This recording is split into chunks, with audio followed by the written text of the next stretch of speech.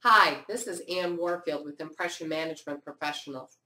Today is Martin Luther King Day, and I wanted to take a moment to share with you what are some of the key aspects of that famous speech he gave that lands with us today. Because as leaders and top salespeople, every time you speak, you want to create a message that penetrates and that stays with someone. So what was it about that speech that was so compelling? And I broke it down into some different pieces that I'm going to share with you today. The first one was he started out that speech and it was very, very visual.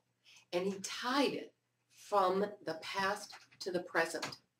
And he tied that by even having them stand. If you think about the marketing, they were standing at the memorial for Abraham Lincoln. So it was making a poignant statement about the past and the present. And the words that he uses very rich descriptive verbs, adverbs, and adjectives that describe things. And he usually did them in duality, where there were two or more at one time. So it created an image that stayed in your mind. He used words such as manacles and chains that brought a visual to you. A lone island versus a vast ocean. Again, bringing that together. Talking about how you can't be an exile in your own land. Again, a visual image that you can reach out, see, taste, and touch. And then he talked about that we refuse this step. And that's where the urgency started taking up. And matter of fact, another technique he used in his speech is repetitiveness. And he repeated key phrases. The first key phrase that he talked about was about how we must proceed. And there he used the phrase, now is the time. And he stated that 5 times. Now is the time. And then he'd talk about it. Now is the time. He'd talk again. And each time he talked about how they must proceed and about how we have to remain united through this rather than divided, and how we have to all come together.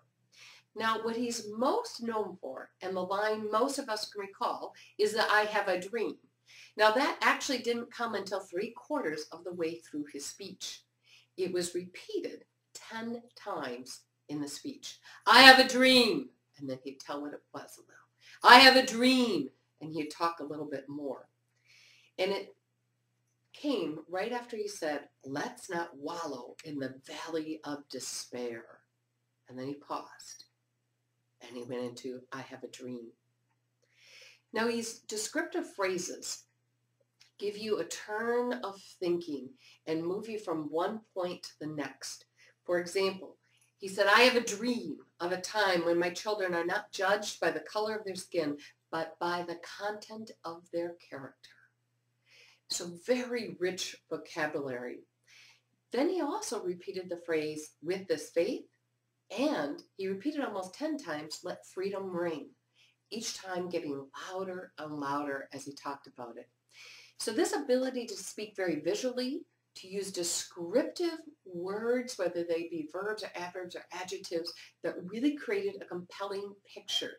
Usually more than one used. In a sentence, he'd create 3 or 4 words that would tie together but would create one visual image. He talked in content chunks. The first one being about the past to the present, the next one being about how we have to proceed, and the third one being the dream of what could finally come out of this. He used those repeated phrases to come back over and over again to anchor for people the importance of what he's talking about.